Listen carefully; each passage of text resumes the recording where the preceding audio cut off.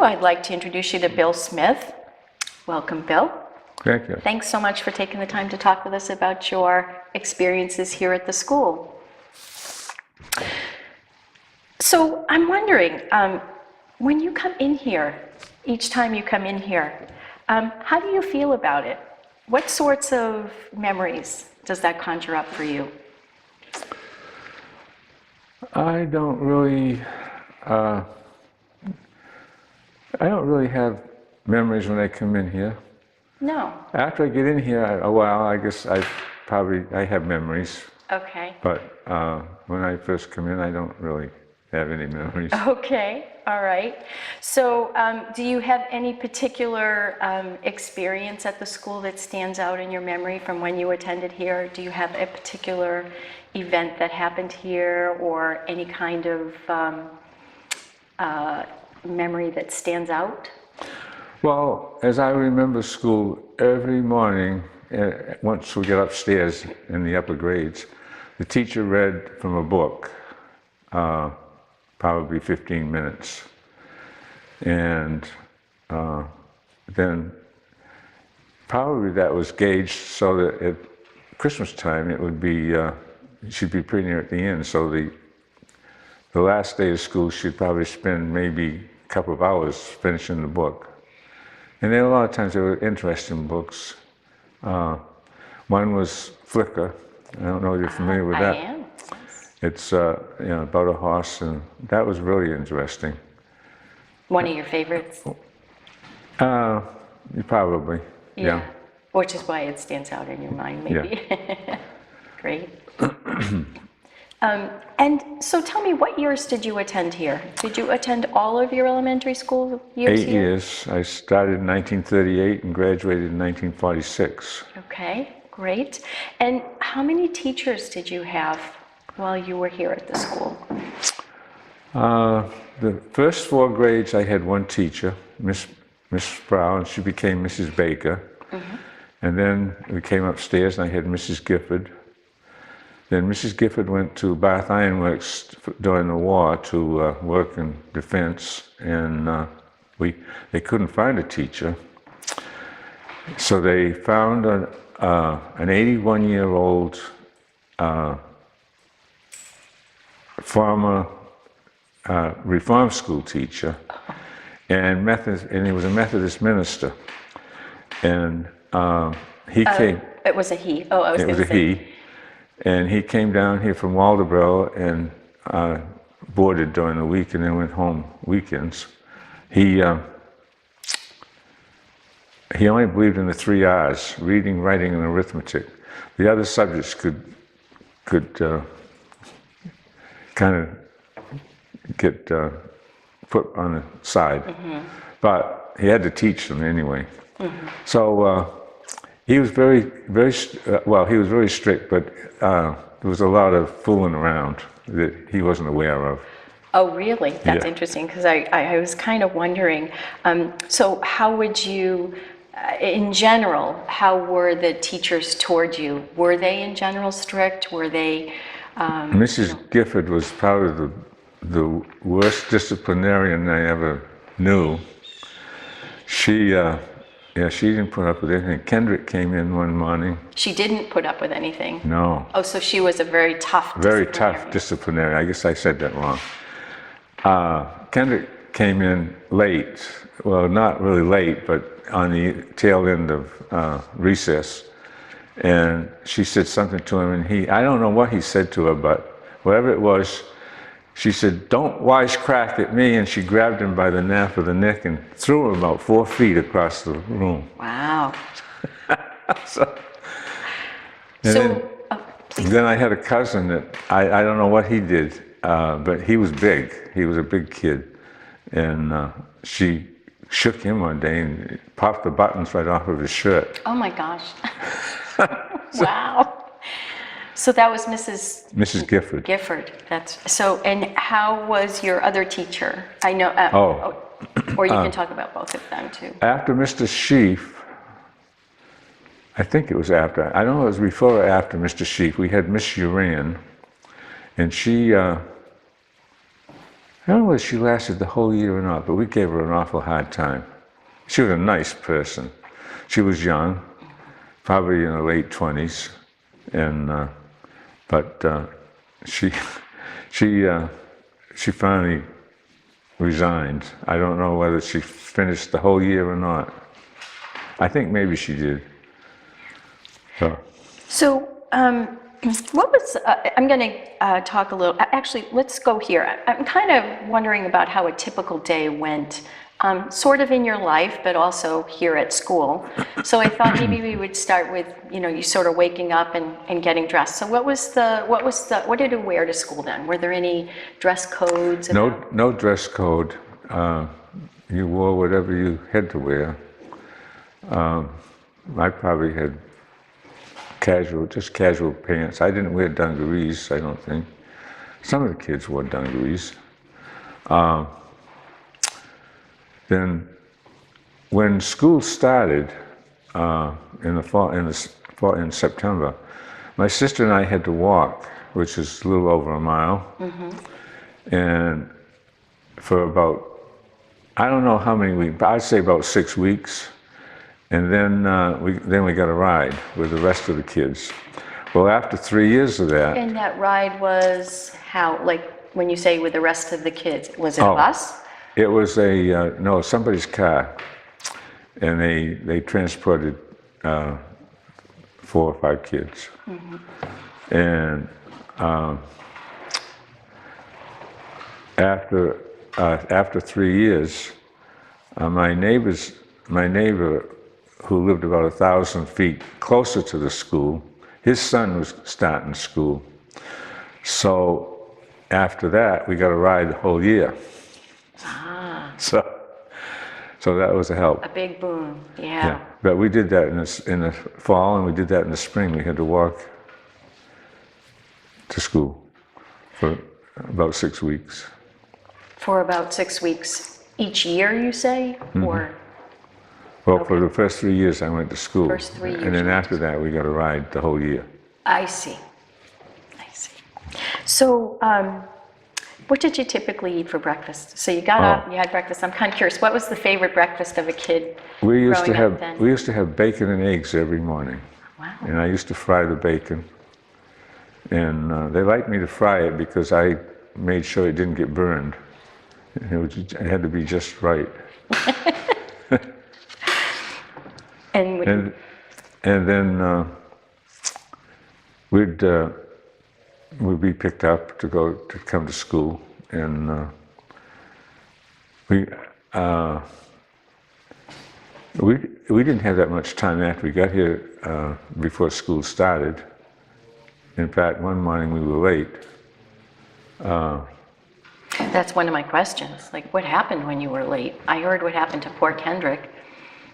What happened when he was late? When he was late coming in from recess. Oh, yeah. Oh. But what happened when you were late for school? Well, the whole school bus, the whole group was late. I don't know. I can't remember why we were late. No, what would the teacher's response be? Well, I have to mark you down as being late because that was a black mark against your record. But she says, I still have to mark it down even though it wasn't your own fault. And how did weather affect your getting to school? Not much. The only thing I remember, one morning we were coming to school, and I think my father was bringing us because it was icy, and Mrs. Gifford had just gone by the end of our road, and she got about 300 feet beyond there, and her car turned completely around and and backed right into a snowbank. So we stopped, and the tractor was on its way. I don't know whether it was a tractor. We used to have a tractor that was a big metal with tracks. Your family owned that? No, that was the town. The town. That used to plow roads. Oh, I see. And I don't know if it was a tractor or if it was just a truck with a snowplow on it, but it was on its way, and she knew it. So she said, Well, just take her, she asked my father to take her daughter to school, and she said, they'll pull me out as soon as they get here. So that's what happened that morning. But other than that, we didn't have any incidents. So you got here most days, one way or other, The only no matter what the weather. The only time we had problem with school not being able to open was we had epidemics of measles. And every morning, everybody would send their kid so we could still have school, and the teacher would count how many, there had to be a certain percentage before they could have school in session. And everybody would make an effort to get their kid here, whether they were sick or whatever. Really? As long as it wasn't measles, yeah. Yeah. Measles, you couldn't come to school. No. And so did that measles epidemic affect, were there days when the school didn't open because there were so many of you sick with it? No, I think we managed. Well, 1 week we were closed. And I don't know whether that was because of the measles or mumps. But they closed 1 week to see if they could slow down the epidemic. So now you've arrived at school. So what time did school start? Can't really remember. 7:30 or 8, Yeah. and then it'd be through at 3:30 or 4 in the afternoon. Wow, that's a long day. Yeah. Yeah. And so how did the teacher begin the day? I know you talked about her reading.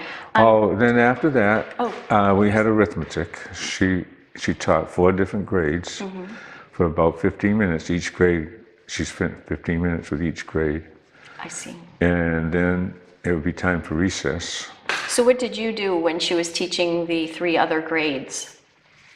You worked on, you had spelling words to memorize, or you might have history or geography to read, or an assignment you didn't get done. I always got my assignments done the night before, but you'd have things you could work on. I see. So she gave you things to work on while she worked with the other children. Yeah. And they were only 15 minutes at a time that she did lessons for 15 minutes with each of the groups, for each of the subjects, if you will. So Yeah. that really filled up her day. And then after recess, we had a spelling test, I think, every day. And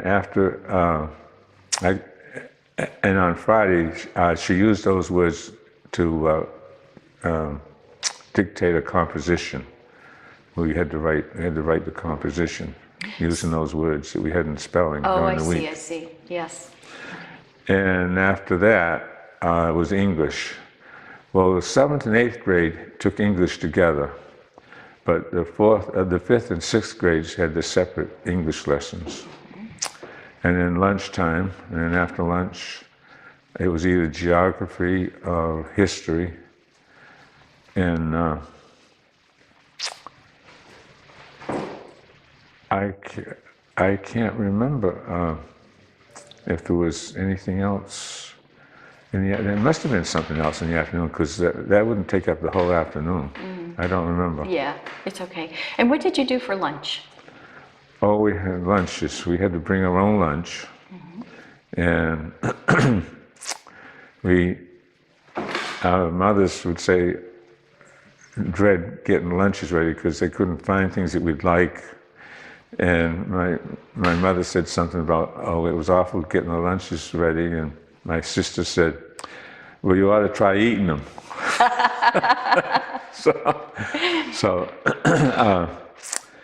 Yeah, there would, because we liked if we could have lobster sandwiches or something. But most of the time you brought peanut butter and jelly. Yeah.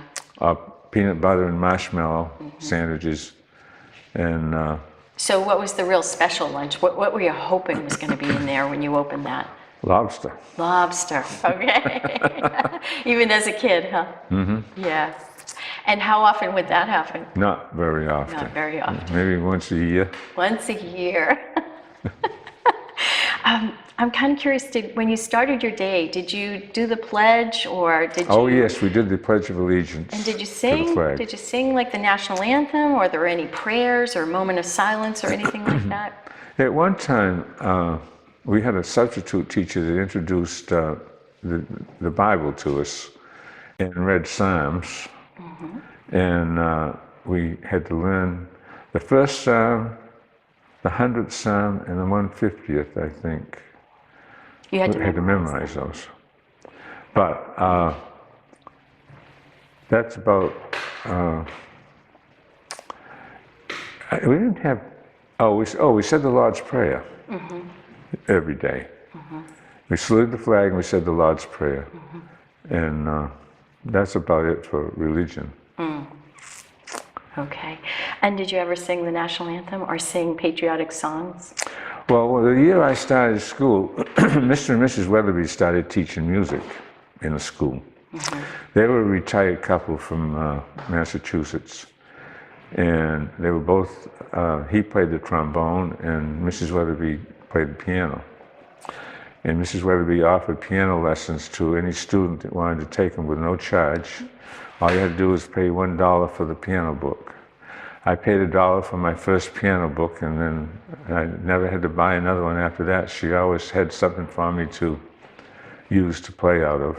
So I didn't know you played the piano, Bill. Oh, I don't much now, but I took lessons from 3rd grade to sophomore in high school. Wow. And every Saturday I used to go over to Mrs. Weatherby's house for a lesson. And in the summer I used to come here to the schoolhouse, and she would come over here and I'd have a lesson here. Interesting. Cool. Do you have a piano at home now? No. No. In fact, I had a piano, my mother had a piano that had been in the Chamberlain house. And the Chamberlains gave it to my mother, I guess. And it wasn't up to pitch. And Mrs. Weatherby wanted me to have one that was up to pitch. So she swapped that one, the one we had in the house, for another one. And,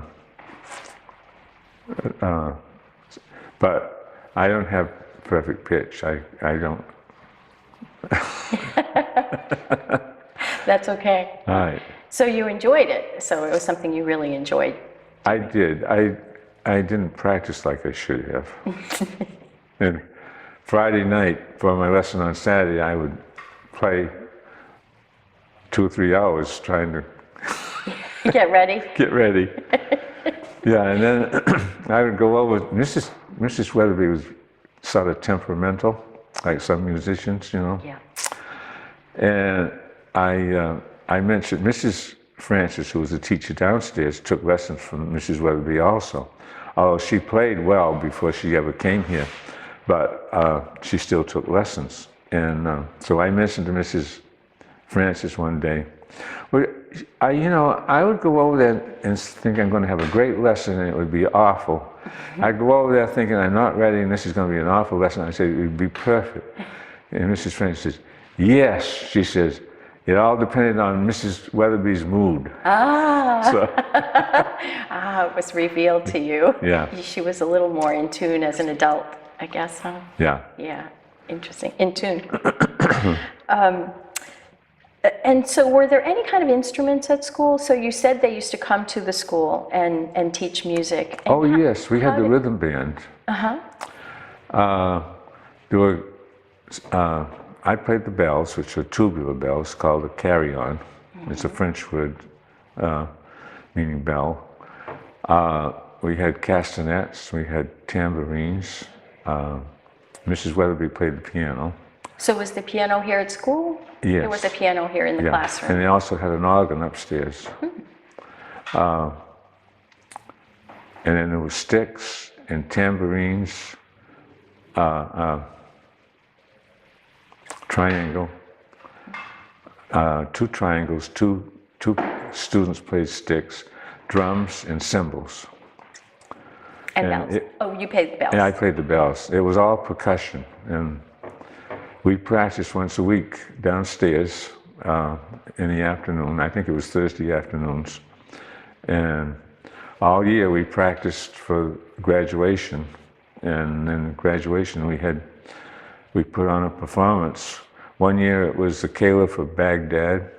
One year it was the Nutcracker Suite. The year that I graduated, it was Hansel and Gretel. And at that point, Gordon Fawcett and I had, Gordon Fawcett was, they taught him to lead the military drill, which wouldn't probably be be known as military drill as you know it today, but it was, we just stood up, we just marched. We did right flank and left flank and counter march and that kind of thing, and you had to march down the room in a straight line and keep the line straight. And by the time that we graduated, that was after 8 years, Gordon led the military march, and I played the piano for the graduation. So, and then we had the rhythm band that played, and Cool. it was a really good performance, Very nice. really professional. So when you had graduation, what was that like? Did your parents come? Was it Oh yeah, sort of like we would know it today? Originally we had it in the Brown Church, and then the Weatherbys rented Granite Hall, the hall upstairs at Granite Hall. Yep. And we had the whole. In fact, we had the whole hall for a week of practicing, which was unusual because when you do a performance, you rent a place, you have to pay every time you rent it. Well, we rented it. She rented it for $10, and we had the use of it for the whole week, which was great. So you could practice. Yeah. Yeah. And did you attend each class as it graduated? Everybody, the whole school. The whole school attended each of the graduations. Yeah. And upstairs in Granite Hall, they used to have 2 rows of settees around the room, and all the parents came. Interesting. So tell me a little bit about the room, the school room. Do you remember where you sat? I always sat up back. The big kids sat up back, and I was the tallest. So that was directed by the teacher or chosen by you? Well, there were like four rows of seats, and the lowest grade started over, depending on which way you're facing, on the right or the left, and then each grade moved up till they finally got to the other side of the room when they were in the 8th grade. So the room was organized by Yes. the year that you were in? Yes, yeah. And then among all your peers in your grade, you were saying you sat toward the back of it because you were so tall? Yeah. Yeah. And so where did the teacher sit? Did she have a desk in the room? Oh yeah, she had that desk down front. Yeah. And so were you in the same seat? So your seat changed each year as you got you got aged up in grade. And about how many kids were in the room with you? It's hard to remember. I would say about 20 to 25, 20 to 30, depending on the size of the class. When I started in school, we had probably 12 in my class, and when I graduated, there was only 6 of us. Wow, really? So people moved away? Well, they either stayed back a grade or they moved away, or one or the other. Yep. And did you know all of the children that were in your school? Oh, you knew them very well. You knew them all very well. Okay, all right. You knew the good parts and the bad parts. Did you have any responsibility to mentor the younger kids in your classroom? So, yeah, I mean, I know you said the teacher would be teaching one grade at a time, if you will, one class, one grade. We had a big table that was at the side of the room or the back of the room. Mostly it was at the side of the room, as I remember it. And there were projects to do that you could sit at that table and work on it, and they maybe required more space than your desk could provide. And once in a while there might be someone that would need help, but most of the time you're on your own. Oh, okay. So kids didn't come to the older kids and say, can you help me with this math problem? Or I don't know what this says, or something like No, that. no, They just mostly kept to themselves, yeah. worked on things by themselves. Um, were there report cards? Oh yes, yeah. So what were they like? Do you remember them at all? I do, and my mother kept all of them. And I had them even from up through college. And when I moved here, they got thrown out. I didn't throw them out. Somebody threw them out. I think they were in a file cabinet, in the back of the file cabinet, and I think they just pulled out the files and just threw them in a box or wastebasket. But yeah, I had almost all A's. I'm sure you did. That was very good. And Bathia's mother kept a lot of hers. She can't find them all, but hers are here. She had all A's. You were good students. We were, yeah. Was that generally the case, though? Did you all took school very seriously? Well, you had to with Mrs. Gifford. But there were slow students and there were students that learned fast. And you could only go as fast as the slowest student. And that was a drag, really. Yeah. That's where I found that my children had different levels that they were in. If they could maintain a certain level, they were in the higher level. Yeah. Which would have been good. The teacher didn't have time to do that. Right. Luckily she could handle four grades in all the subjects that she had to teach. Yeah, it's a lot. It's a lot. Did your parents ever have to come to the school or meet with teachers? Like, I'm just saying in sort of these days, parents are, when report cards come out, parents are asked to come to the school to speak to this teacher. Did you have things like that going on when you were? No, we never had any parents that had to come. We had one parent that came because when we had the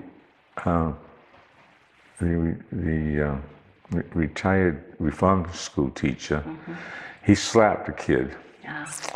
Well, because some of the kids that lived right close by went home for lunch. Well, as soon as they got home, word got to his mother that he'd been slapped. Well, she came down with a great big pole about 8 feet high, came to the door, and kind of rapped that on the floor, and she gave him the devil. And she said, if he needs a discipline, you let me know and I'll discipline him. I don't want you touching my child. So how is discipline handled in the school, generally speaking? Oh, well, I got slapped beside the head one day. Oh, that's how. Yeah, we had two boys that were a grade or two. Actually, they were a grade or two ahead of me, and they were the best of friends. But they got fighting over something one day, and they were on the ground, and we kept saying, "The bell rang, you got to go." And we came in, and of course, everybody told the teacher. Well, we told them. Well, they came in, and I don't know if she said anything else. She probably said, "I'll deal with you later," because it was graduation time, and we were having to go down and practice. And at that time, we were having practice in the Brown Church. Well, we got down to we had to march down. We got down to the Brown Church, and these two boys, teacher brought a ruler with her, and these two boys, when they got there, she had them hold their hand out, each hand, one at a time, and each hand got 15 whacks. And one of the kids, I mean, it hurt. He was crying. The other kid had a stepfather that was abusive, and used to whip him and beat him, and he just laughed. Oh. But That's kind of sad. Yeah. yeah, but That's a couple of times. But in general, like, were there, like, for instance, what if you were caught talking Oh. or passing a note or that sort of discipline? She'd speak to you once, and if you spoke to you another time, you'd be disciplined. I can't remember what the discipline would Did you be. ever have to stand in the corner? One time I had to stand up. No, I didn't stand in the corner, but I had to stand up in front of the classroom. That's when I got whacked beside the head. So were there a lot of disruptions in the class? Was it in general a very smooth day or? There were no disruptions when Mrs. Gifford was here. There were times when, well, one girl stayed home one day, sick. And at that time, Mrs. Gifford was teaching. She was going once a week to learn first aid, and then she taught the whole classroom first aid, and that was sort of a health. And this girl stayed home from school one day because she was sick. Well, that night, Mrs. Gifford was teaching first aid in the Oddfellows Hall, and this girl's mother came to the lessons, and she brought this girl with her. So the next day, when she comes in, she said, I can't remember the words she used, but in other words, she said she was going to have to make that time up. She said, how come you you were out last night, she said, and you weren't able to come to school during the day? Well, I felt better, she said, that night. Well, she said, you're going to have to make that time up. No. Yeah, there was no getting away from that, huh? No. And did you, so just moving on, unless you had something more you wanted to add there No. about discipline. Yeah. So the day ended, you said, around 3:30 or so. 3:30 or 4. And you'd head home. And did you, what was life like? Well, did you have homework when you went home? Oh, yes, we had homework. So how long did your homework in general take you to do? Was it multiple subjects or? Well, most of the time, we had to do homework. I could do it in a few minutes. But long division, I remember one time she gave us like 12 long division problems to do. And long division takes a long time, if you remember. Yeah. But most of the time, I did most of my studying in school, I think, during grammar school. So when she was working with the other students, you could do your extra homework, if you will, while you were here in the Study class. history or geography or English. So you didn't do a huge amount of homework at home when you No, were there. Did you have to carry books back and forth? some, yeah. Some. Every day you carried books. I can't remember. I remember my sister taking a lot of books. She had a book bag and she used to carry a lot of books. I don't remember taking a lot home. I probably took some arithmetic home, maybe. Never took spelling home because I did that in school. There were times during the day you had time to do homework. And if you didn't, then you took it home. Okay. And so Oh, one thing, we had chores in school. that's what oh, you had chores in school? Yeah, everyone had to had a chore to do. The favorite chore was to ring the bell. And you did that for a whole week. You rang it in the mind to bring them in, and at recess, and at noontime, and recess in the afternoon, and at the end of the day. So 4 times a day for a week, you got to ring the bell. That was the choice. Yeah. And then the second choice was putting the flag up and taking the flag down.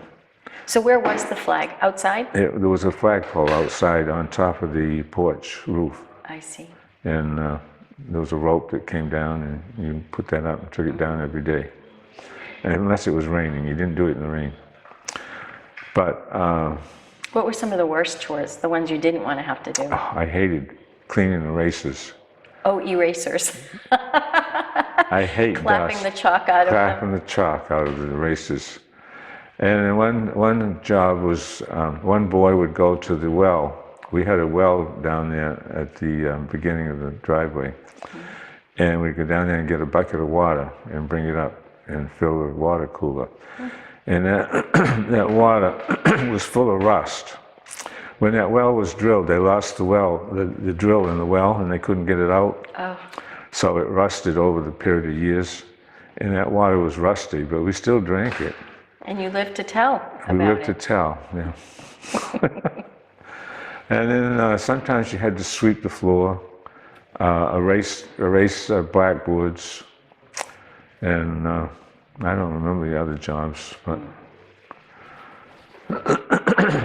Did you have correct papers for the teacher? only once. And I felt sorry for this girl. We had to make up an exam for another student to do. Oh, And you as students had to make them up for other students. Yeah, and the exam was there, over there in their house, which is spelled differently. Well, I made up a whopper of an exam, and the girl next to me had to do it, and I felt sorry afterwards because she couldn't do it, but. I never had problem using there and there correctly, and I notice a lot of people still do.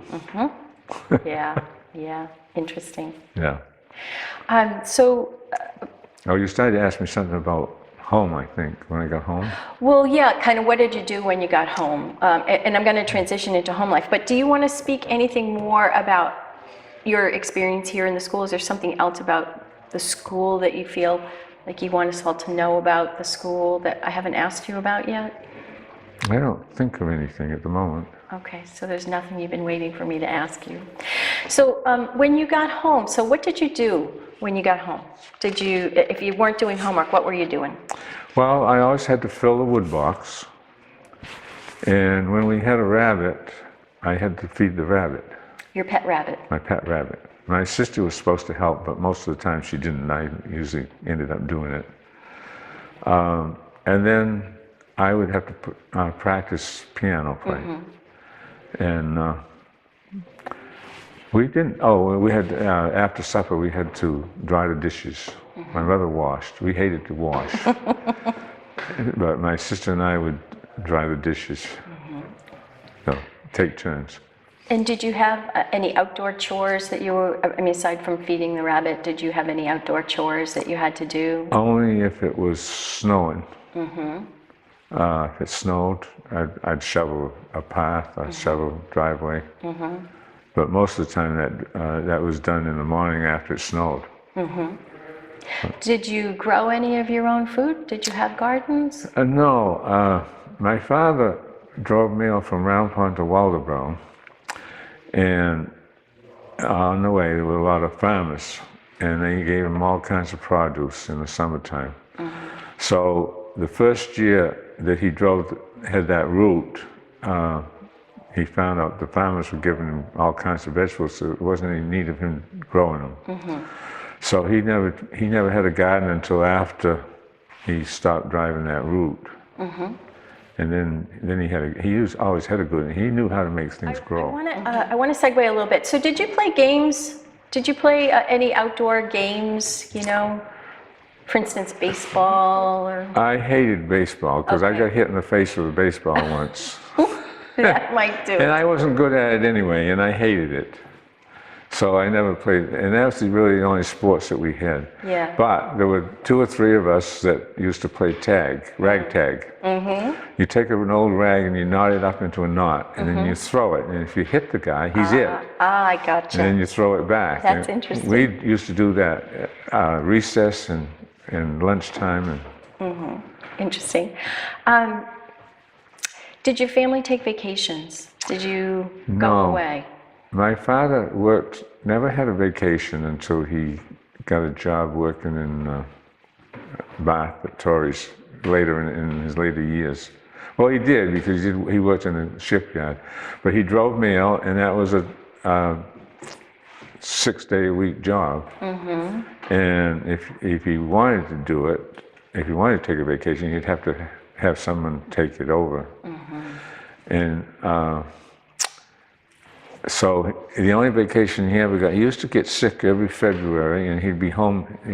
He'd have to be in bed. He'd be so sick. Oh, yeah. And he would have to find someone to substitute, and he'd be home maybe for a week.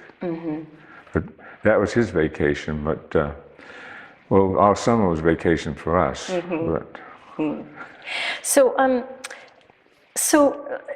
how did World War II, just segueing here, how did World War II affect your general life at home and the village, and as you recall it? well, all the men that were physically able went in the service. And the only ones left were the old men that were too old, 4Fs, and there weren't that many left. So in 1942, I was 10 years old, and we used to do the work of the men. Such as? Well, people had to switch to oil or coal because there was nobody to cut wood. But if somebody, well, there were a few people that, like Bert Steer used to cut wood, and people would buy it from him, cut and split it, and then we'd put the wood in undercover for whoever bought the wood. So was your home heated by wood? Did you? Wood and coal. Wood and coal, I see. We had a cook stove in the kitchen, and we had it wasn't a pot-belly stove, but it was similar to a pot-belly stove with a nice, beautiful nickel apron around around it, halfway up stove. And my father would buy a half a ton of coal and 5 cord of wood, and we'd burn that all winter. Okay, so you cooked with the wood stove and you heated with coal, is that? We cooked and heated with the wood stove, and heated the living room with the coal stove. Coal stove. So wood became harder to get during the World War II It did. time frame. But my father used to saw wood. He had a sawing machine, and he used to have someone cut his own wood, and he'd saw it up, and I used to have to help him saw it, and I used to hate that job. And he liked to burn birch wood, so we always had someone cut birch for him. There was always somebody available that could cut wood, and we'd saw it up and then split it, and I'd split wood sometimes. Yeah. And we had a double-bladed axe, and my mother had a fit because she was scared to death of it. And finally my father hired a man to split wood for him one spring, and he wouldn't split until he got an axe with a flat head on it. So after that we had an axe with a flat head. I see. Were there any other things that were scarce or difficult to get during World War II? we were rationed. Yeah. You couldn't. Well, when they started rationing, everyone had to come to the schoolhouse because they held the sessions here. Had to declare how much sugar they had in the house and whatever. And my mother wouldn't lie, and she told them how much sugar she had, and so we were immediately on rationing. My father said, "Oh, let me go." "Oh no," she says. So my father bought a 100-pound bag or a 50-pound bag of sugar before rations started, and then someone wanted it, so he sold it to him. So we were on sugar rationing the whole time. They rationed shoes. Really? You could only get 1 or 2 pair of shoes a year. They rationed, butter. We had our own cow, so we had all the butter and cream that we wanted, and milk. I can't remember the other things they rationed, but I know butter was one. And, Was there any kind of fuel rationing of any kind, rationing of any kind? Gasoline. Like gasoline? I was My wondering, my you had a father- family car. My father had a truck, had two trucks, because he drove me on. He always had to have a substitute if one broke down. He drove, say it again? He drove a mail route. Mail route. So what was the question? Yeah, so we were saying, was fuel rationed? Yes. Gasoline. Yes, and he had trouble getting enough gasoline to drive his route. And So he drove his truck. he drove his own truck. Yeah. I see, you didn't have mail trucks then? No. Yeah. And so he had friends, and he would go to them, and they would give him stamps. And my father mentioned something about him running short, and he said, it's going to be a mess. He said, if this doesn't stop soon, because we owe all kinds of stuff, you know. Because they give people would need something, and they'd give it to them. So you shared your Yeah, rationing yeah. coupons, if you will. And the card sharks would I can't remember the word they used for it, but they'd raise the prices of things. It was short. It was hard to get. So was it illegal to share your rationing? No, not then. Oh, okay. Well, it probably was, but No, I was curious if, I don't know that it was. but people in general did do that. But you had to keep your book. You had to keep your stamps in a book, Yeah, and you couldn't tear them out until you went to the I see. vendor. Interesting. So my last question to you for today, and then you can speak about anything else you want to afterward, but so you still live in the village today. I do. So what keeps you here, or what made you come back here? I believe, just because I know you, that you left and now you've come back. Well, when I was in school, I couldn't wait to get through school and get out of here. And I wanted to get to Boston. That was a big town. And I went to Boston to go to college. And then we could never understand how people couldn't wait to get here in the summertime, you know, vacationers. So now, then I lived, from 1950 until 2007, I lived in Massachusetts, somewhere else when I was in the service. And then I sold my house in 2007 and moved back here. Now I can't wait to get back here. So what is it about here for you? Well, it's nice here. You don't have the traffic, except in Wiscasset, that you have in the city.